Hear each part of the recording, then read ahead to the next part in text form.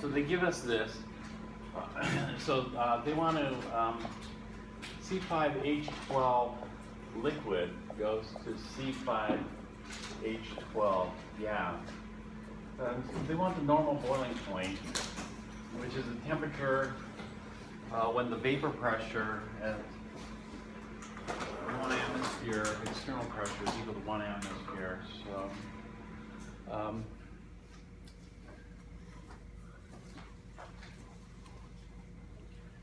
So what we could do is we could use this. You know, when we have boiling, this system's going to be at equilibrium. It's going to be an equilibrium between the liquid and the gas phase. If we're at equilibrium, then there are two ways we could do that. You know, we could say that delta G naught, this is under standard conditions, is equal to 0, which is equal to delta H naught minus T delta S when we're at equilibrium here. Delta G naught is 0. Delta G naught is 0 at equilibrium. Yeah. And then we could just solve this equation. You know, delta H naught equals T delta S minus. And then the temperature is delta H naught over delta S naught. Or this is the equation from the book. The temperature of the transition is equal to delta H of that transition over delta S of that transition. I don't know how they got this whole ratio to be 87 kilojoules. Well, that's Troughton's rule. Will Troughton's rule work in this case? Troughton's rule should be okay in this case. It works for organic hydrocarbons, seems to work. And so we just use, you know, the delta H naught we'll calculate from here, and the delta S naught we just guess to make. It's going to be 87 joules per mole Kelvin according to Troughton's rule.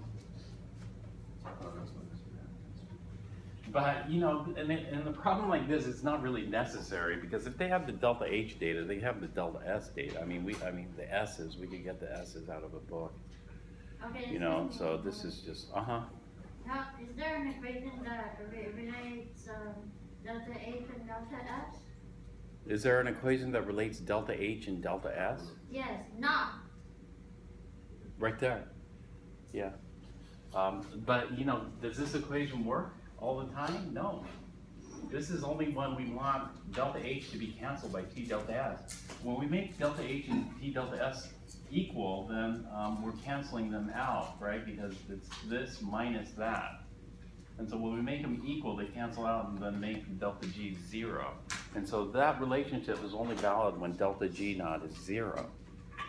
That's it. That's why you can't use the delta H over T. That's why you can't use what? The delta H over T.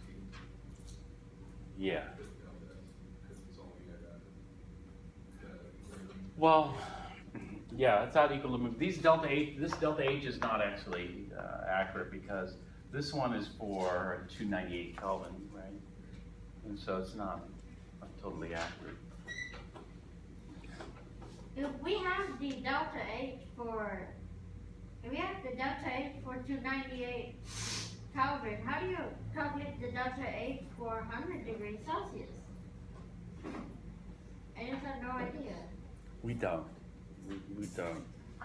You would, that would involve a bit more work to do. You know, how would you calculate it? Okay.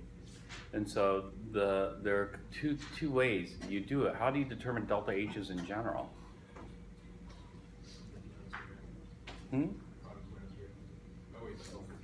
For delta H's of formation. So do they have delta H's of formation at 100 degrees C? No.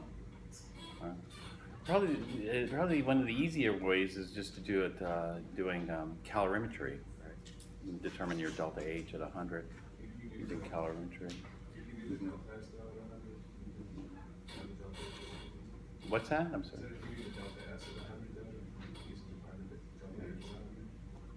If T was 100, yeah. Right. Yeah. You could do that.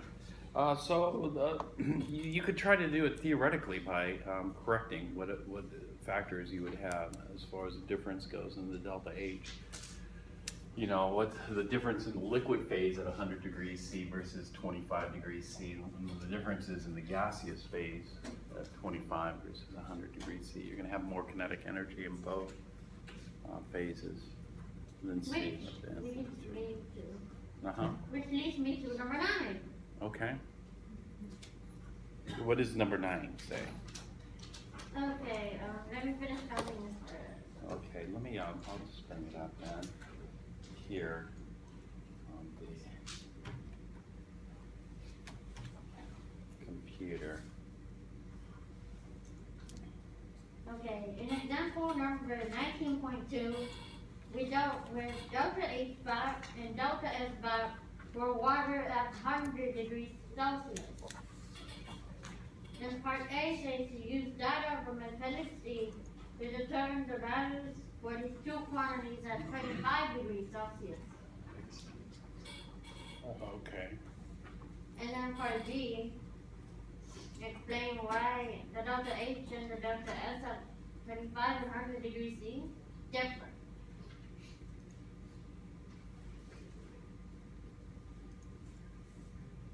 All right, let me, this is quite involved.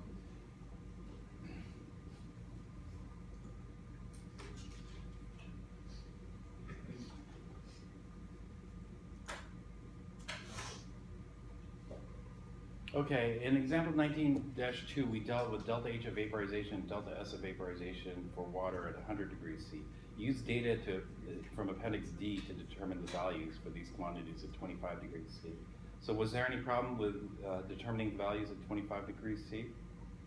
Yes, I don't know how to determine. You don't know how to determine the delta H of delta H at 25 degrees C? No. Well, the easiest way to determine delta H, and you should go back to chapter 7 and take a look at the ways that determine delta H. And so you have H2O liquid. We could have done it for pentane here, to H2O gas. We did this one actually, didn't we?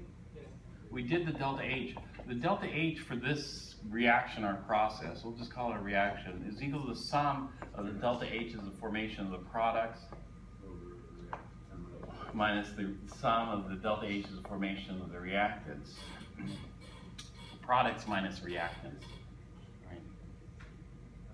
And so we just go to appendix D and look. And so we look for the delta H of formation of H2O gas, plug that in here. We look for the delta H of formation of H2O liquid, plug that in here. This is under standard conditions. And it comes out to plus 44.0 kilojoules, you know, is what it comes out to. And so you just get the numbers off the table, copy them off the table, and then just plug them in. Does that make sense? Yeah, sort of. This is, if it doesn't, go back to chapter 7 because they do lots of examples of this in chapter 7. And so we got a simultaneous review of chapter 7 and 19. yeah, unfortunately, yes. You have to do both unless chapter 7 is fresh in your memory. If it's fresh, then Oh no, that's going to take a heck of a lot of time. it does.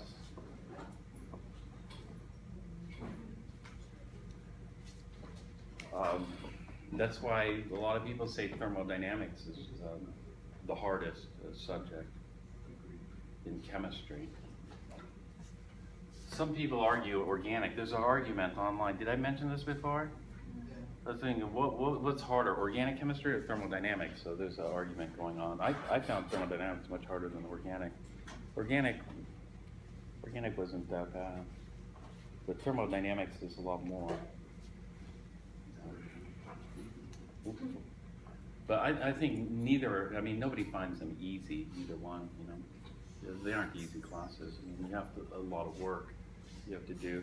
And the thing is the problem is you forget everything. Like, for example, if you forget everything, then you have to spend a lot of time reviewing. And that takes, you know, that takes away from studying for the new material. So how do you prevent yourself from forgetting this stuff is to, you know, review not the book. You know, some people say, I'll just reread the book, but if you have a 1,000-page book, forget it. You're never gonna reread the book, you know? You reread your notes, and hopefully your notes are complete. You know, at the UCLA and UCSB, they have a note-taking service where you pay a professional note-taker to get a copy of their notes. A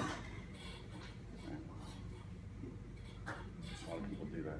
And so it's a lot easier reviewing notes, a stack of notes like this, than the book, you know?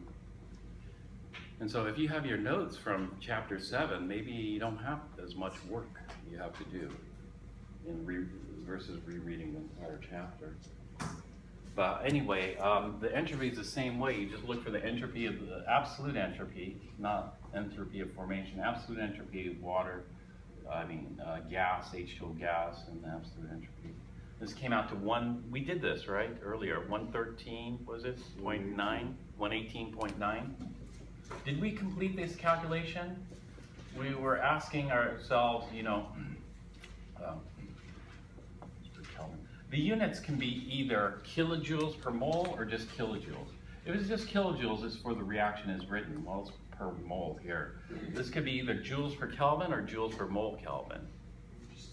And so, we're just dealing with 1 mole, you know, formation of 1 mole H2O gas, and moles cancel out. What we looked at that this is non-spontaneous because delta H was bigger than delta S terms, so net delta G was positive. We looked at changing the temperature to make it spontaneous, right? Yes. Then we looked at keeping the temperature at 298 and then changing the pressure to make it spontaneous. And then we looked at a combination of both, changing the pressure and the temperature. Okay, does that make, you know, I would just, Kelly, I would just go back to chapter 17. Chapter 7. You don't have to review all that much. This is delta H is. Okay. Were there any other questions?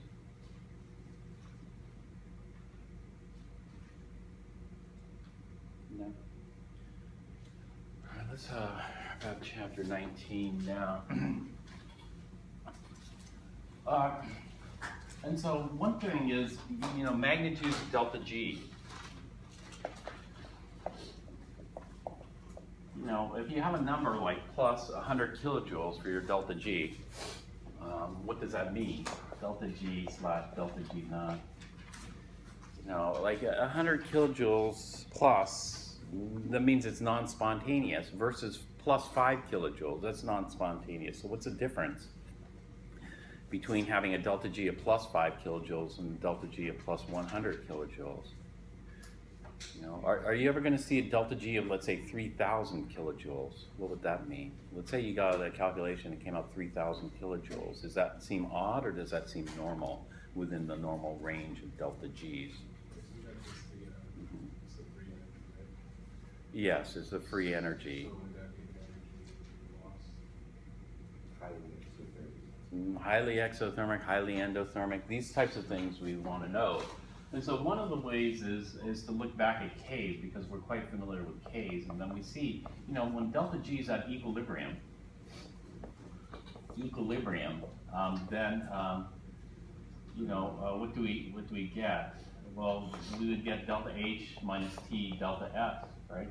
This is at equilibrium under standard conditions.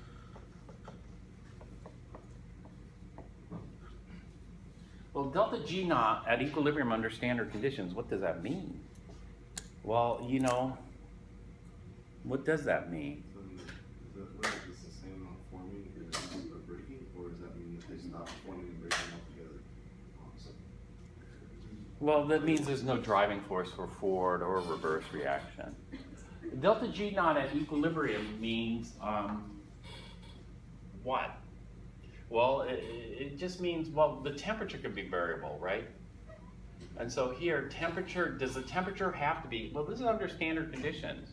So under standard conditions, does the temperature have to be 298 Kelvin? Yes or no? Yes. Under standard, conditions, the temperature must equal 298 Kelvin. Yes. Not standard thermodynamic. Right. No, the temperature need not equal 298, right? Under standard conditions, the temperature can be 298 Kelvin or any other temperature. This is something in chapter 7 also that you should review, you know. But under standard conditions, the temperature is 298 Kelvin or any other temperature. And so there are some implications for this, because if this were at 298 Kelvin and we had a delta G naught equal to 0, what does that mean? Well, what that means is this, because we see delta G is under any conditions. It could be standard or non-standard, right? Delta G's under any conditions is going to equal delta G under standard conditions, right, plus RT ln of Q.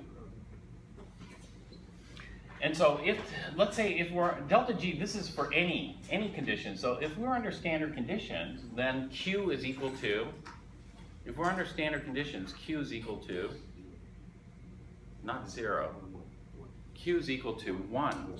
Because Q is the activity of the products over the activities of reactants. Under standard conditions, all the concentrations are 1 molar, all the gas pressures are 1 atmosphere, pure solids are 1, pure liquids are 1. They all have the activities of 1, so Q is just equal to 1, which means that delta G is equal to delta G naught, because this term is going to drop out. ln of 1 is 0, correct? Yes. And so this we could use. And so when we're thinking about this, if we're under standard condition, then this term drops out and delta G is equal to delta G naught. Well, let's just say, you know, delta G under any conditions is equal to 0. That means we're at equilibrium, right? So we're at equilibrium here. This is going to equal delta G naught plus RT ln of, now we're going to change Q to K because we're at equilibrium. And so this just becomes delta G naught plus RT ln of K.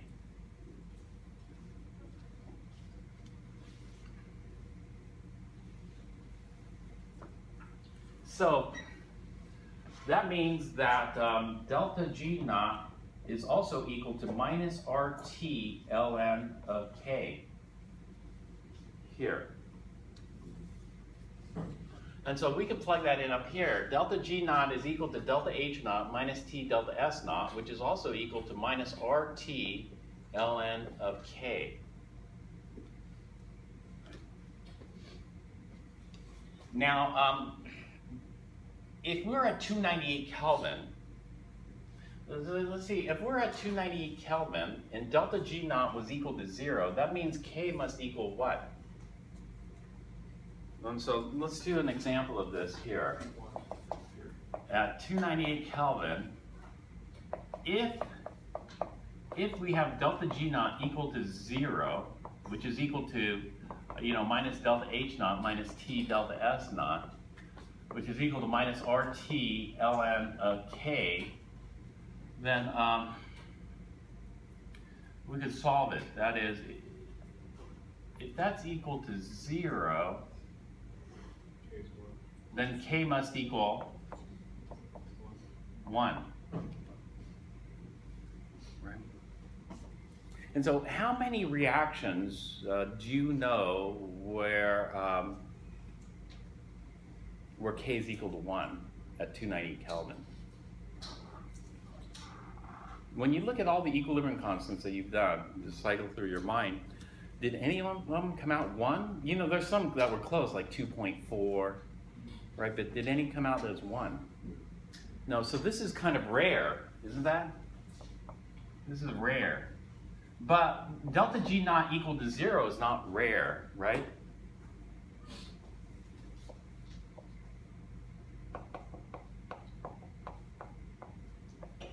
In fact, we saw we could make delta G naught equal to 0. How did we do that? We changed the temperature, right? If you change the temperature, it can be done for some scenarios, it can't be done for others. You know, there are others that you'll never make delta G naught 0 because it's always going to be positive or it's always going to be negative. But in some scenarios, we can make it 0.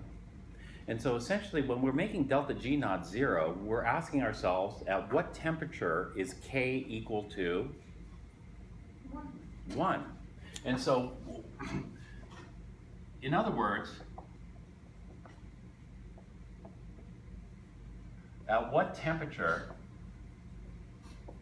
is K equal to 1? That's what we're doing. And so what we're doing is we're changing, you know, because the equilibrium constant also depends on temperature. You know, because when you go back to chapter 15, it was always the equilibrium constant at 660 degrees C, or the equilibrium constant at 298 Kelvin, or the equilibrium constant at this temperature, or that temperature. Because the equilibrium constant changes with temperature. Even kW changes with temperature, right? Because that kW that you memorize, 1.0 times 10 to the minus 14, is valid for what temperature? 298 Kelvin.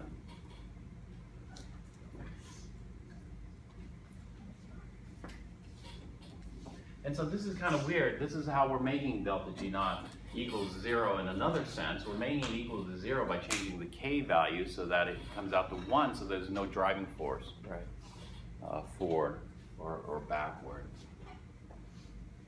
Now,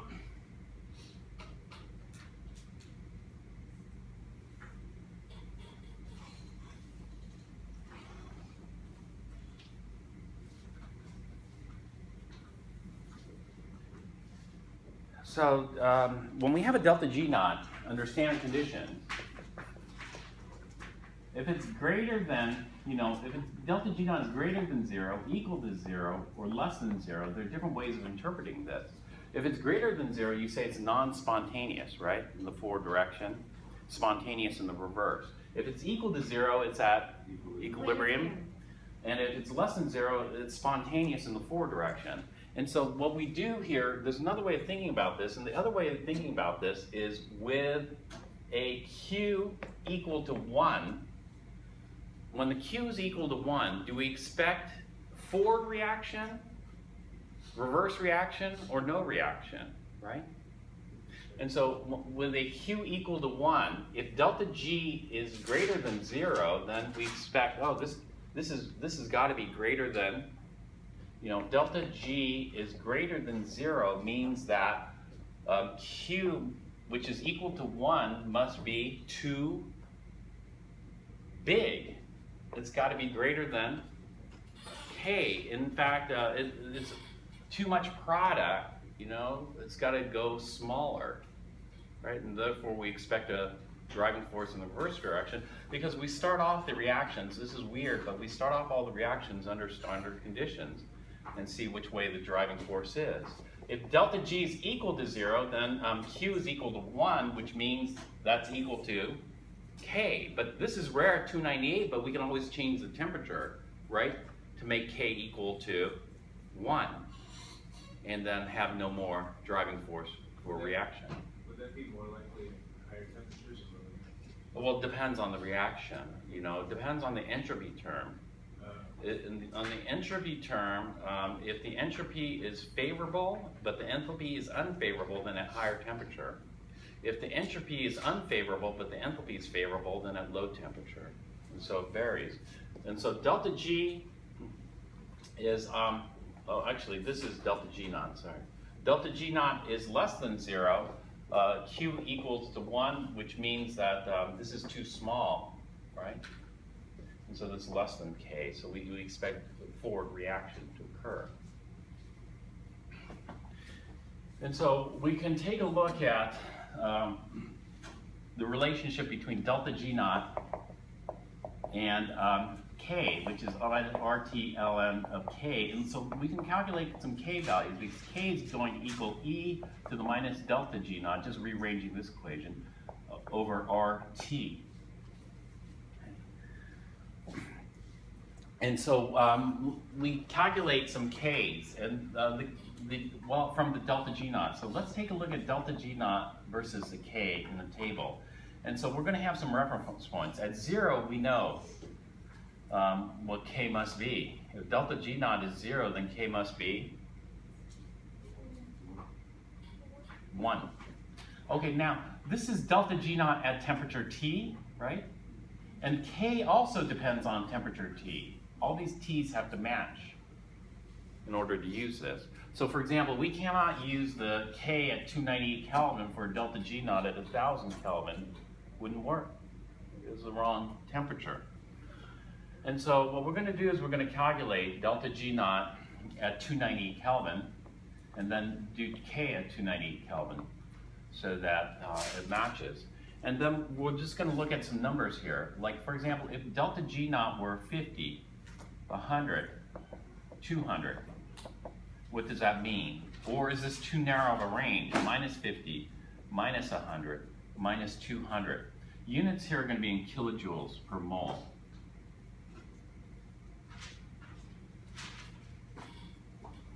K is dimensionless. All right, so can somebody calculate it?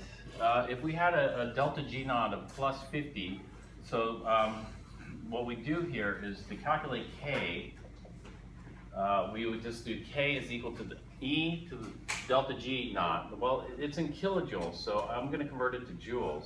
50,000 joules per mole. That would be my delta G minus 50,000 over R, 8.3145 joules per mole Kelvin times T, which would be 298 Kelvin. As we set the temperature to 290 Kelvin, what does it come out to?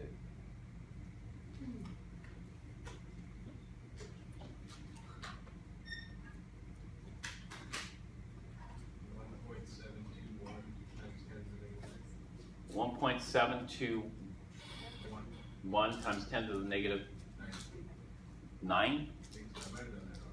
Okay.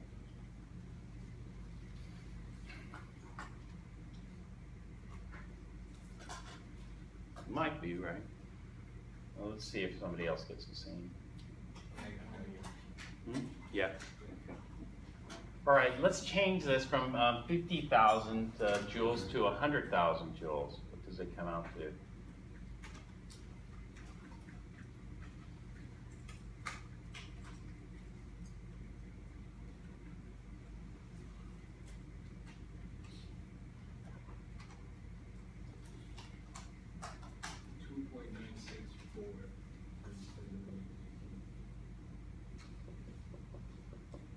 Okay, let's go to 200,000 joules.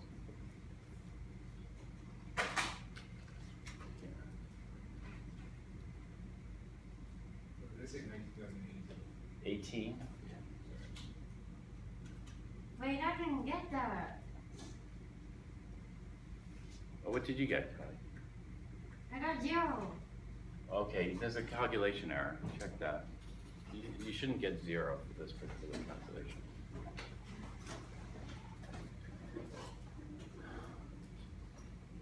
All right, with 200,000, what do you get? 8.790 times 10 to the negative 36. 10 to the negative 36. Okay, what are these K values telling you? You know, these K values are like this, 10 to the minus 36, assuming exceedingly small.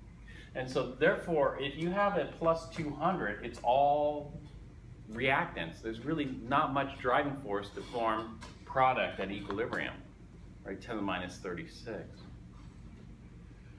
And so, you know, as we get higher and higher here, this is just going to get worse and worse. So, but when we're at, let's say, plus 50, then we expect a little bit of product here. Even though, you know, a plus 50, you say there's no driving force, but there's a little bit, you know, driving force is going to make a little bit of product. In fact, let's go to minus 50. And so this is going to change it to plus 50,000 up here.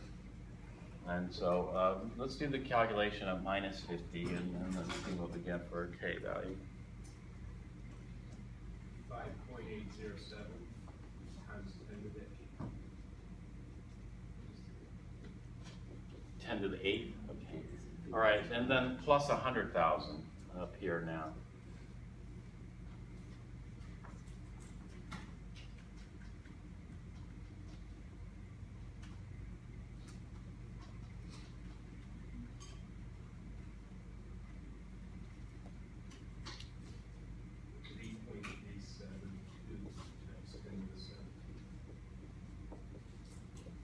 plus 200,000 now.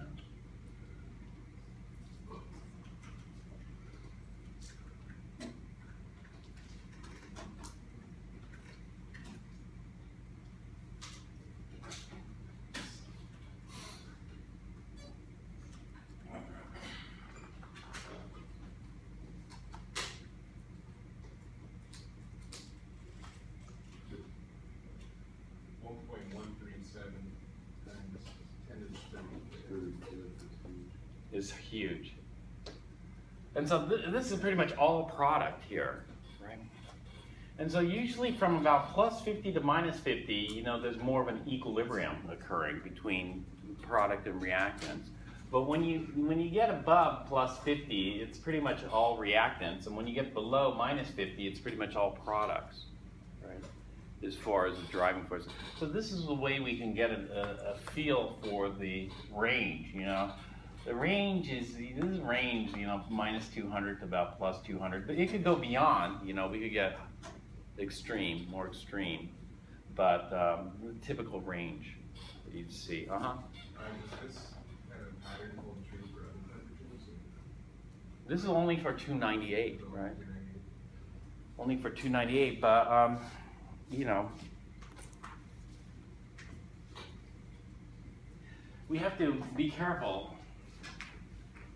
Because what happens if we do change the temperature?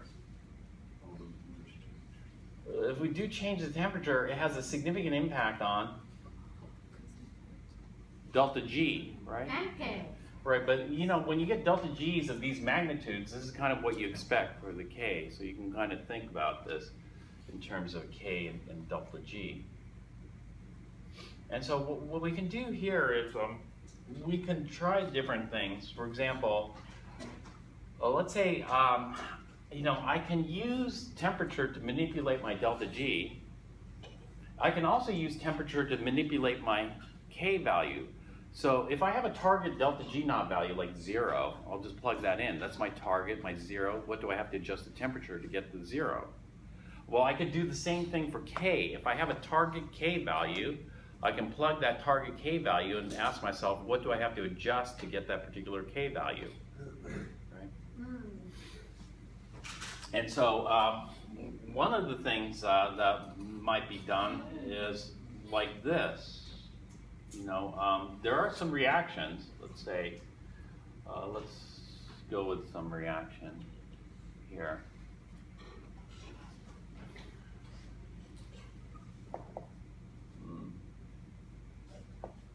Well, let's do this reaction since we looked at this one before. And 2 NOs plus an O2 goes to 2 NO2. We looked at the kinetics of this. You know, the kinetics are, you know, how you get from reactants to products. You know, what humps do you have to go over? How many humps do you have to go over, right? In thermodynamics, we're just looking at, you know, going from product to reactant here. And so what type of information can we get from a reaction like this? Well, you know, we can say that we can do this at 298 Kelvin. At 298 Kelvin under standard conditions, that would be the best, you know, because then we have a lot of data that we can use to determine. So what can we get from our data here and from Appendix D? Let's take a look at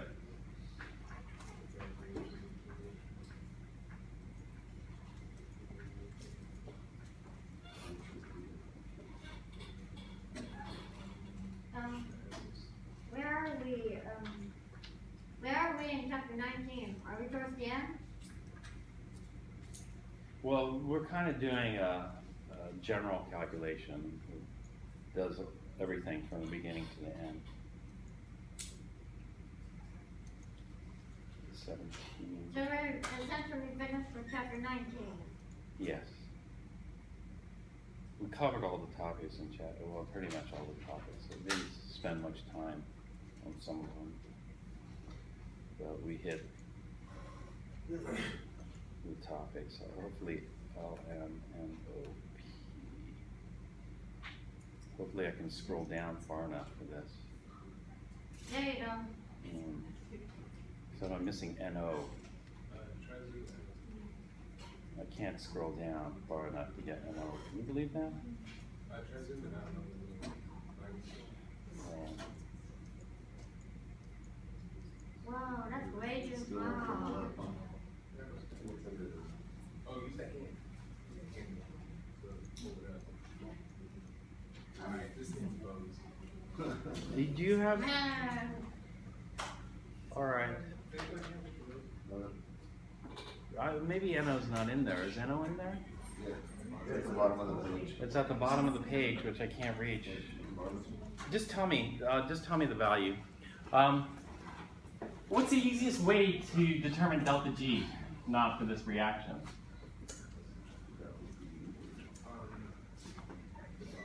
Delta G dash formation. Yeah, delta G is a formation. Okay, so we look for the delta G of formation for the product. And so I have that here, that I can reach. What do I do with it? Here it is. Oh, so I go to the delta G of formation of the product, which is 51.31. And I got 2 moles of that. So I got 2 moles of product at 51.31 kilojoules per mole. This is for the NO2. That's the product minus the delta G of formations of the reactants, right? And so for the reactants, I have 2 moles of NO. And so this is where I need that number, John. Give me the delta G of formation for NO. That would be 86.55. 86.55 kilojoules per mole. And then plus the other would be of O2. But what is the delta G of formation of O2? It doesn't. 0. Ready, ready. Delta G of formation. zero. Is 0? Yes, because it's in the standard state. That's what I'm looking at. Yeah, it's got to be 0 because we're forming O2 from O2. Ah. 1 mole of O2 from the element, right, in its standard state of 298, which would be O2. It's going to be 0. And so delta G of the reaction here is going to be what?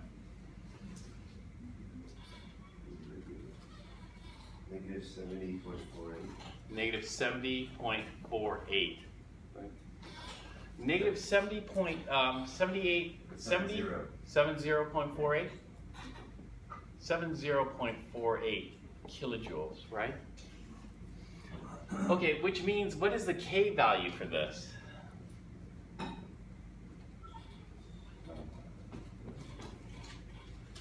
This is spontaneous, right? It's spontaneous. So we're going to figure out the K value. The K value is e to the minus delta G naught over RT. We got to convert from kilojoules to joules. So this negative times a negative is going to give me a positive. So 70,480 joules over R 8.314, and then T, which is 298. I got 2.257 times 10 to the 12. Times 10 to the 12. It's huge, huh? It's huge. It's favorite. So that means it favors the forward reactions.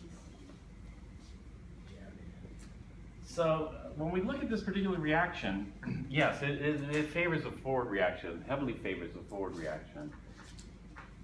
And we can do like a ICE calculation too. You know, for example, No, not those. this K we call the thermodynamic K, which is KEQ. KEQ is, in this case, is it equal to KC or KP?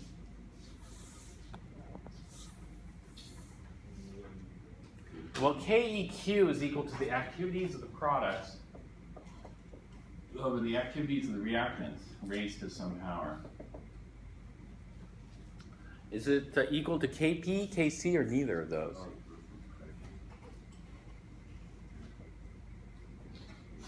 Neither. KP? Yes. First, what's KP versus KC? Don't. Seriously. Go back to chapter 15. You can get it there. That's all I need. Okay.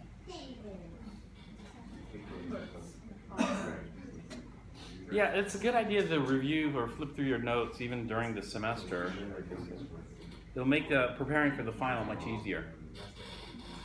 All right, what is Kp for this? Kp is going to be the partial pressure of NO2 squared divided by the partial pressure of NO squared times the partial pressure of O2 to the first.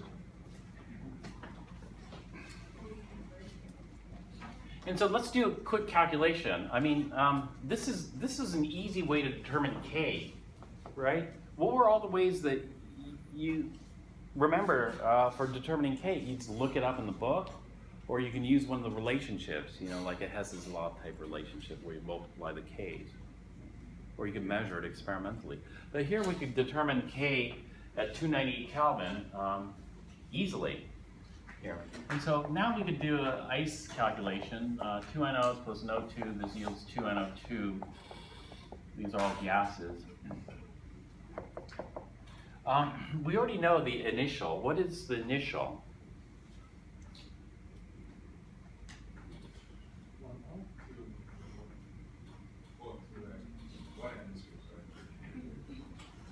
Oh, yeah, 1 atmosphere or 1 bar. Actually, I think our book is doing bar. So 1 bar, 1 bar, 1 bar. Right? Why? Why is the initial 1 bar? Okay, somebody answer that question for me. Standard conditions. Standard conditions. One thing that's very difficult is to get people to accept that 298 Kelvin is not a standard temperature. Every semester I have a hard time with that. Those people automatically assume 298 is standard temperature. But it's not. The standard conditions is what? You just memorize it, just drill it down until it's 1 bar. 1 bar. So all these has got to be a 1 bar, right? Which means that Q is equal to what? Q is equal to 1. But you look at that K, what is K equal to? 10 to the 12. 10 to the 12. So that means we're going to have a huge driving force for the forward direction, which is shown as minus 70.48 kilojoules. Exothermic. Okay. Exothermic, well, this is not necessarily, you know, energy is going to be released, right? But oftentimes when we're thinking about exothermic or endothermic, we're thinking about delta H. You know, and so this is free, we call free energy. Delta H can actually be endothermic, and then this delta G can actually be exothermic in that sense, you know, because of what's happening with the energies. But anyway, we know that there's going to be a huge driving force. Which way is this reaction going to go?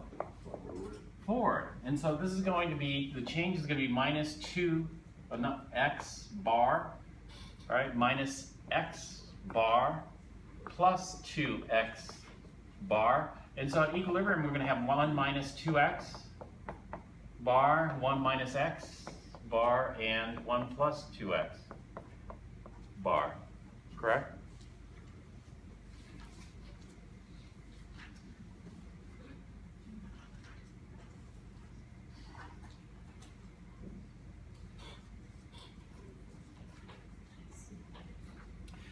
And so we have a K of 2.25 times 10 to the 12, which means, is this really the best way of approaching this problem?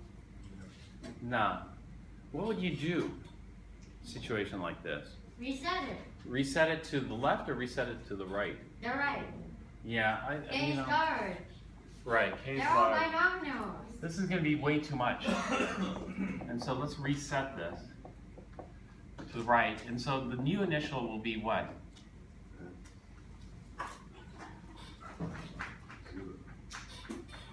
Will this be 0? Don't move the side. It depends on the limiting reactant. Yeah, it depends on the limiting reactant. So tell me which one's the limiting reactant? Oxygen. Oxygen is the limiting reactant? Yes, because we have 2 moles of NO. For every mole of O2. Okay, so oxygen is the limiting reactant, which means this goes to 0. And then what does this go to? I see. In other words, this is, when we do this, you could either do minus y minus 2y to reset it. And so if y is equal to 1, then this is going to be minus 2, so this is going to be negative 1 bar. Is that correct? Not possible. Not possible, so maybe we made a mistake with the limiting region.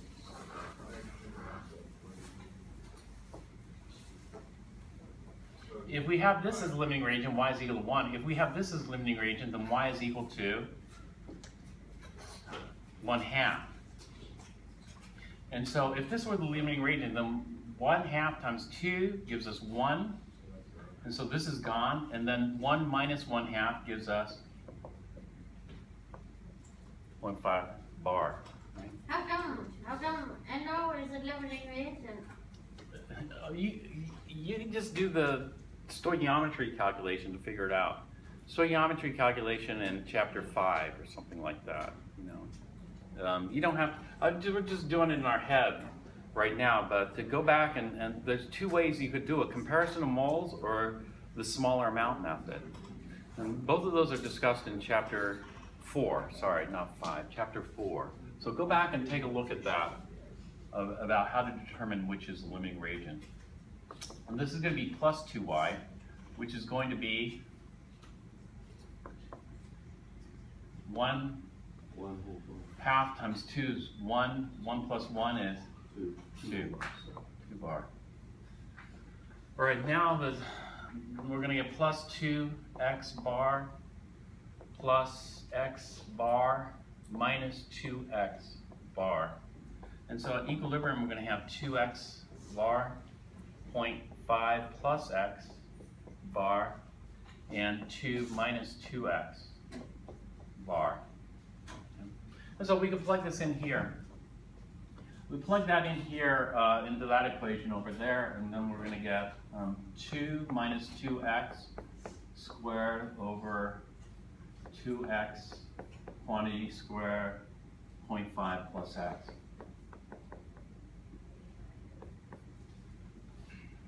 Right? And then we just solve for x. Here we just use the SA, right?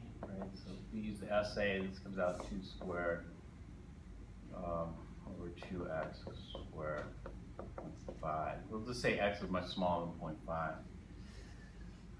What's that? Which gives us an x equal to what?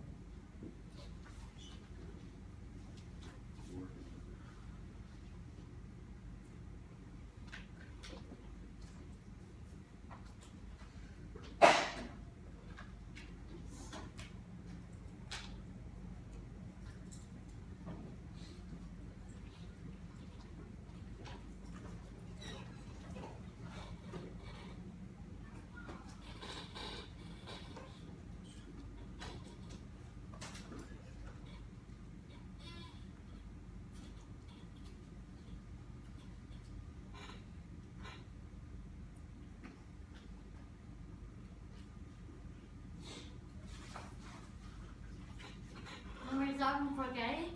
Solving for x. K is given. I got 1.89 times something to negative 6. Actually, I'm ignoring sig figs here. I don't know why, but it's okay. So times, let's see what we can do here.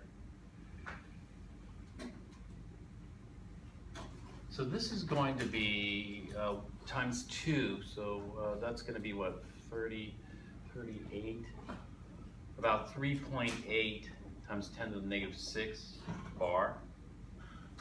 And this is 0.5 plus that, which would be about 0.5. This SA is valid here. Do you see it's going to be valid? This is going to be about 0.5 bar. This is going to be minus, so this is going to be about 2 bar. Correct? The SA works pretty well. How come you got 3.8 bars right here? Because the equilibrium is 2 times that, so. Oh, okay. So it's about 3.8, a little less. Yeah, see what you get. Did you get that? See what this going on. Professor, I think the number may be wrong. Okay, For parentheses. okay. What is it? I think it's 9.428 times 10 to the negative 7. 9.4. 28, All right, we'll just say 9.4 times 10 to the negative 7. 7. 9.42. All right, so double that. We've got 2x bar here, so that's going to come out to 18.8. 18.8 times 10 to the negative 7 bar. And this is going to be about the same, and this is going to be about the same, right? And so these are equilibrium. And then we double check our K. Does our K double check?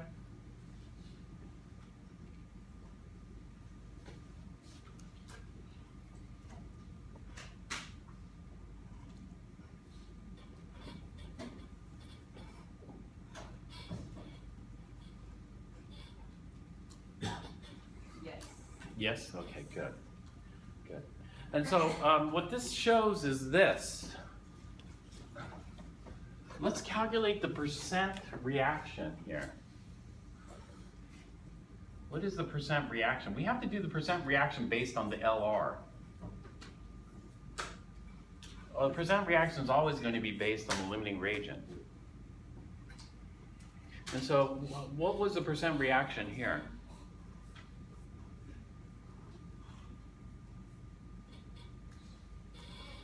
Take the final divided by.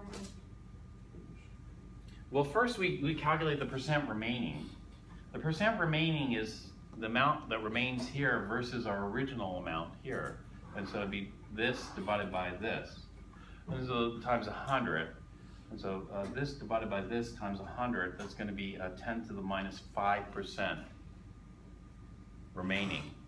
And so it's going to be percent reaction is equal to 100% minus the percent remaining, which is 18.8 times 10 to the minus 5%, which gives us 99 point.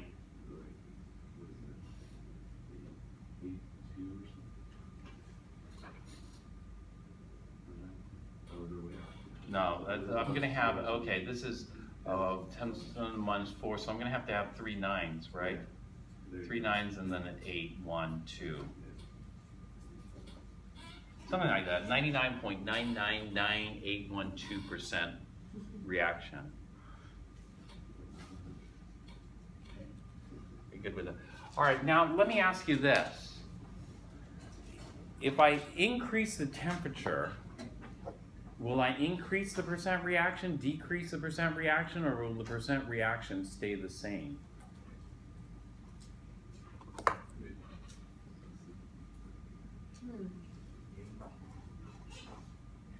It's gonna increase. It's gonna increase It's because gonna- K is gonna be bigger. Oh, okay, how come K is going to be bigger? More reagents with temperature. The speed of the reaction doesn't, is not going to change, how exothermic or how endothermic it is. Thermodynamics and kinetics are two separate. K is bigger than T. Yeah.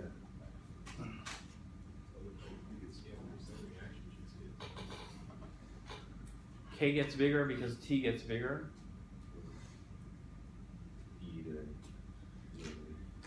Delta G, no? But, okay, you might say K gets bigger because T gets bigger, but we can't do that because if I change the temperature, what happens to delta G naught? It's small. Well, if you It's raise the even. temperature, it's going to get smaller. If I change the temperature, delta G naught also changes with temperature. And so you can't just say, just from this equation, you can't say that. And so what we have to do is we have to look at delta G naught. When we look at this delta G naught, then we'll see something, this. And the advantage of doing delta H and delta S is we can see something else. If we look at delta H and delta S, we can see that delta H for this reaction, it's a combustion reaction or oxidation reaction. Delta H for typical combustion reactions are exothermic or endothermic? Exothermic. So we expect this one to be exothermic because we're burning NO and oxygen to form NO2, right? But delta S is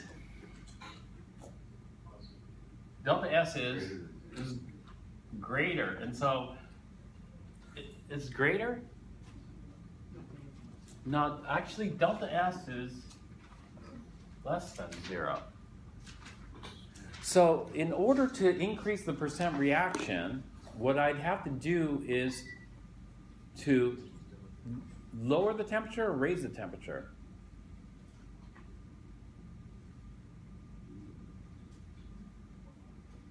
In other words, I want to make delta G even more negative, you know, because if I make the delta G even more negative, that's going to give me an even bigger K, which is going to make the reaction even more spontaneous going to product. And so do I need to raise the temperature or lower the temperature? I need to lower the temperature, not raise the temperature, right? And so if I want this one, you know, if I want this reaction to become even more spontaneous, I need to minimize this entropy. Because this entropy is not favorable, the enthalpy is favorable. In order to minimize the entropy, I need to lower this. And so this is a reaction that we say that is spontaneous at low temperature, but non-spontaneous at a high temperature. And you're going, well, at 298 Kelvin, it's hugely spontaneous. So what is high temperature for this? It's got to be an extremely high temperature. And so can we figure out what that temperature is to make this go non-spontaneous, right? And so this is a way we can change. What we can do is we're starting off under standard conditions. So if we can make K equal what? If K equals what, then this will be non-spontaneous. This will just be equal. We need to make K equal to 1. We got to figure out a temperature at which K is equal to 1 so that, well, we're starting off at 1s, right, because it's standard, and we're going to end up at 1, and this is the same. And so we got to figure out a temperature at which K is equal to 1. Now, there are two different ways we could do that. Aren't we? Yeah. Not spontaneous. Right, and so this is kind of like a summary type problem. We're going to look at this. So, it's spending. There's two ways to do this. One, we could just say, okay, delta G naught under standard conditions is equal to 0. If delta G naught under standard conditions is equal to 0, that means K's got to equal 1. You know, delta G naught is equal to 0. This is equal to minus RT ln of K, right? And then we just solve for T. T is equal to delta G naught over R ln of K. Yeah, this should be negative there. And so what temperature is K equal to 1?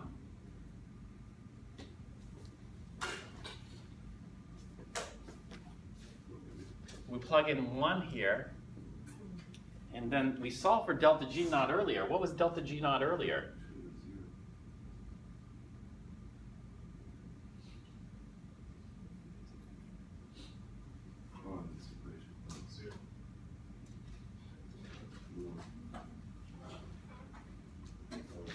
Negative 7.4. That's it.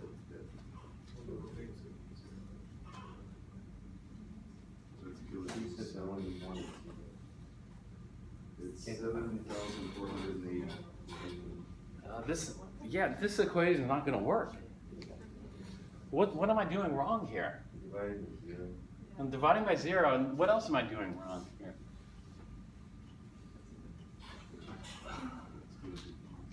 Well, it's impossible to make it non-spontaneous. No, it's possible. This is wrong because we got to remember that delta G naught also changes with temperature. Remember, delta G naught and K change with temperature. And so if we're trying to solve for temperature, then we need to know that temperature in advance to calculate delta G naught. We can't use this. We can't use this, but it's not impossible because there's a workaround for this. What is the workaround for this? The workaround is we don't do it this way. We do it this way. We just say delta G naught is equal to delta H naught minus T delta S naught.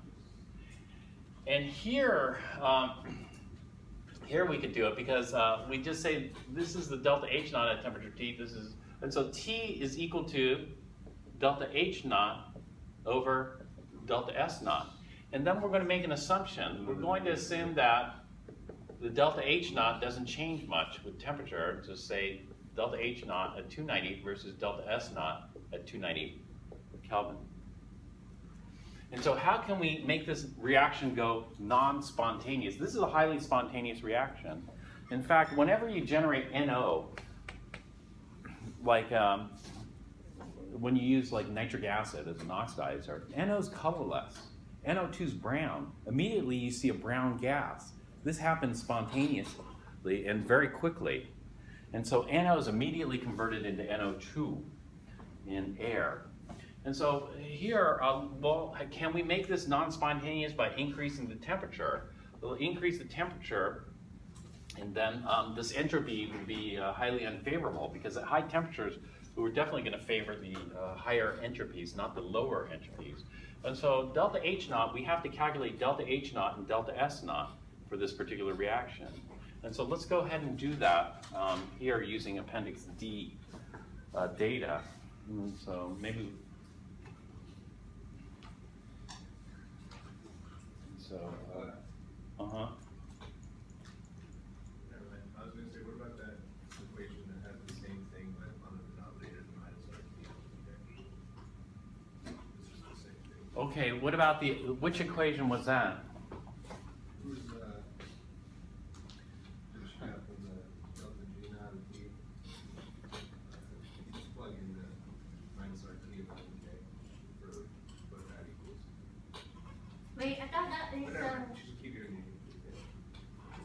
I thought your equation was impossible. Well, you're saying this equation here, delta G is equal to delta G naught plus RT ln of K? No, the T is equal to delta H naught of 298K over delta S naught of 298K minus RT. Well, okay, that came from this equation, right? Yeah. So delta G is equal to delta H minus T delta S, which is equal to delta G naught plus RT ln of K. And so we want the delta G to equal 0, right? This is going to equal delta H minus T delta S.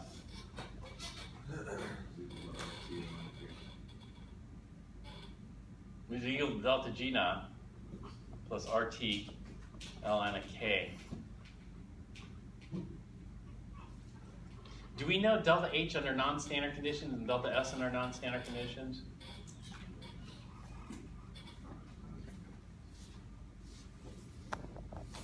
This is also equal to, well, delta G naught under standard conditions. So we can have this, delta G is equal to 0, which is equal to delta H minus T delta S, which is equal to delta G naught is equal to delta H naught minus T delta S naught, right? Plus RT ln of K. And so we want this reaction to be non-spontaneous under any conditions. Under any conditions, we have our delta G. Well, we leave this under standard conditions, and we could use this, right? And so you're saying use this equation, right? Where we got the delta T, we'll solve this for delta H. We'll put delta H on this side and then add a T delta S and subtract an RT. And so this is delta H equals T delta S naught and minus RT ln of K. This is the equation. We derived this equation, didn't we? And then factor out the T. So that the T, and then divide both sides by that. And so we get T is equal to delta H naught Ooh. over delta S naught minus R ln of K. Yeah, this is immense data equation. We could use this, right? Two. It is.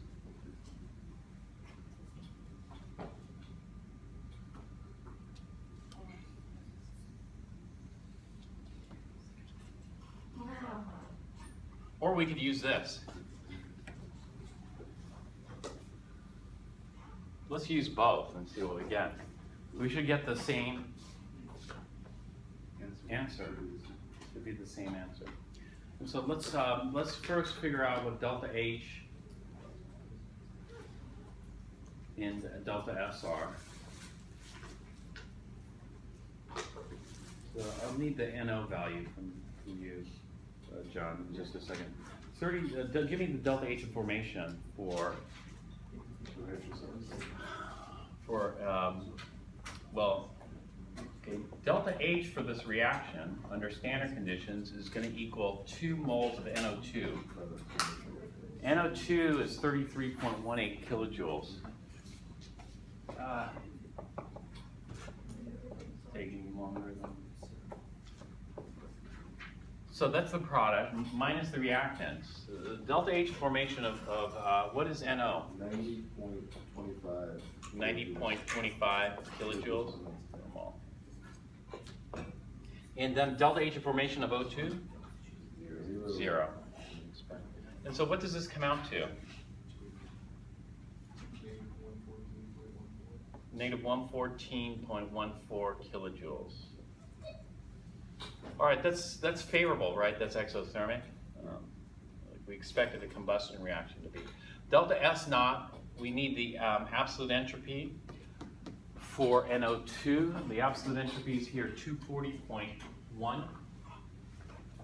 So I have 2 moles. What's the absolute entropy?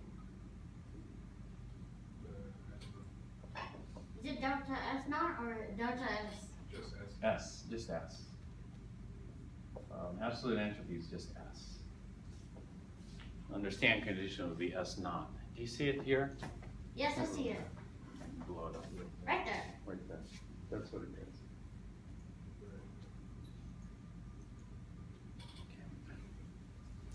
And then minus the entropies of the reactants is going to be 2 moles of NO. The entropy of NO? 210.8 210.8 joules over moles Kelvin.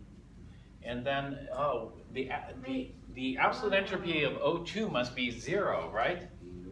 Negative, right. It's not 0, it's going to be 205.1. 205.1.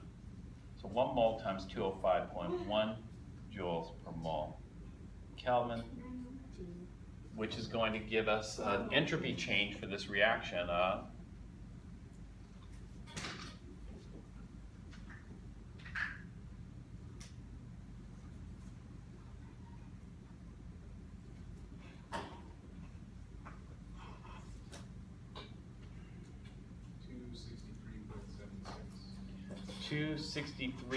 .76 joules per Kelvin.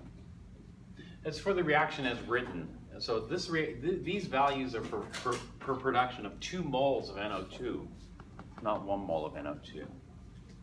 So this is actually per 2 moles of NO2 formed. And just plug those in here. And what do we get for the temperature?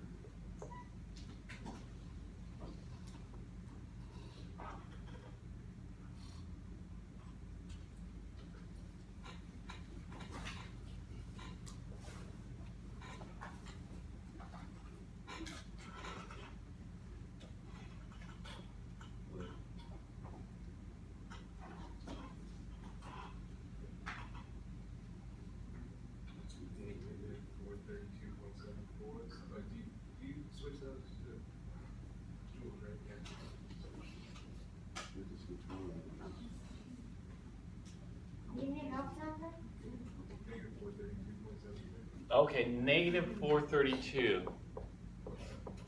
.7 units would be Kelvin.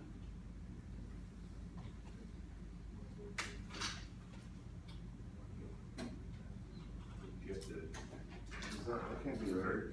Hang on, that's too low, 0 Kelvin. Yeah, you guys are very good at talking rules, right? I got, yeah. I got positive. Yeah. Negative 40, 33. Shouldn't delta S be negative? Is delta S negative? Oh, okay, see, alright, yeah, I didn't see that on 1.1. So, Is the number right though? 100 minus 4, it should be negative. Okay, so positive 432.7 Kelvin. Is that Yes, correct? That sounds better. Okay, that sounds better. If it were negative, that would mean that We're not on. it's impossible Not to right. get this to go non-spontaneous because we can't go under 0. 0 Kelvin. It is possible that your calculation comes up with a negative Kelvin, but you have to interpret it, right? And it's your job to interpret what a negative Kelvin means. Negative Kelvin means it's impossible. But this is a positive Kelvin, so this means it's possible, right? And so if we crank up the temperature to about 100 to 200 degrees C, we can get this reaction to go non-spontaneous. Well, non-spontaneous, what does that mean? Non-spontaneous means that You get, everything is at, products, the products are reacting. non-spontaneous under standard conditions means this. Everything's going to be at, no. 0 bar? Under standard conditions, non-spontaneous means it's actually Q is equal to, positive 779. huh? It's positive 779. Where did you get that? Okay. You gotta redo the delta S. It's not just negative 2. Oh, we, It's 146.5, negative 146.5. The delta S is negative 146 point, did you, all right, this is gonna be about 480. Okay, 480 minus 420 gives us about 760. 60, it'd be about 260. So this sounds about, is that right? Negative 260 roughly.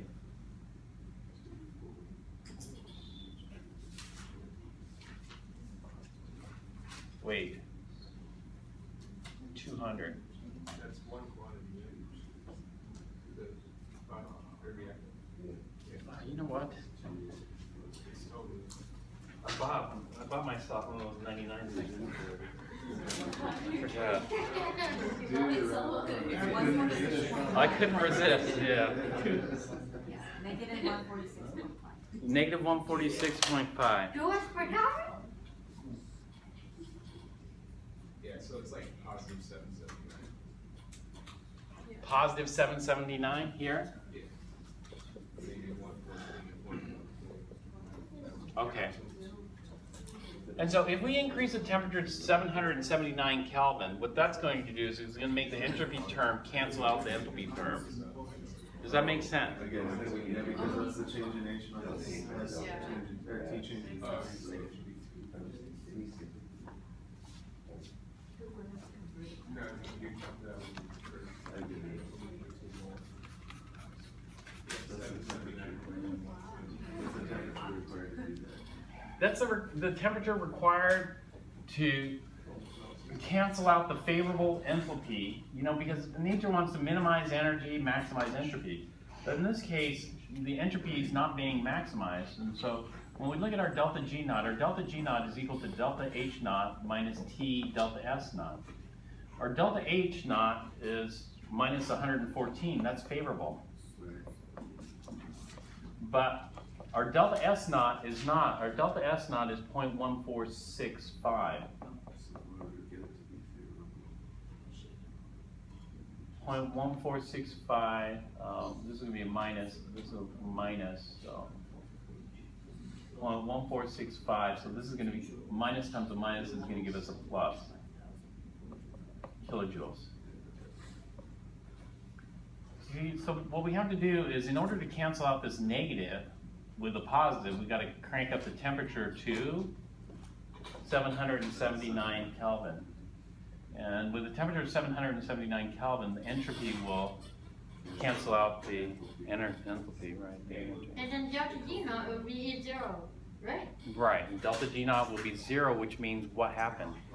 Equilibrium. Equilibrium, because, okay, equilibrium means, okay, delta G naught is 0, which means that, what are going to be the concentrations?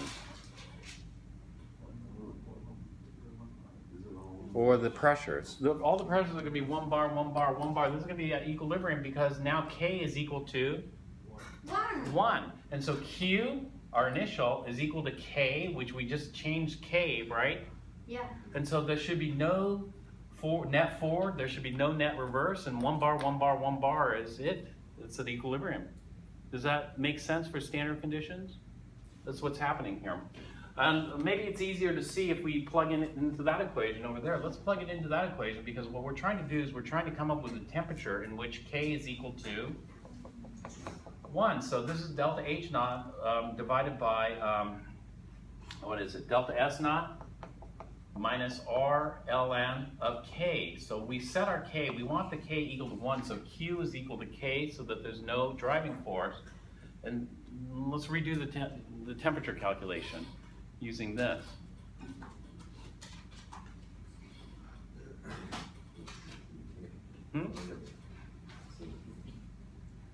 It's the same thing, right? Because comes out the same. Do you see what we're doing here is we're trying to make K equal to 1, so Q is equal to K in that case. Well, this gives us a way to manipulate the reactions as well. So, for example, let's say I want this. Let's say I want to do this. I want to, what's my limiting reagent again? NO. And so let's say I only want 50% reaction and then stop.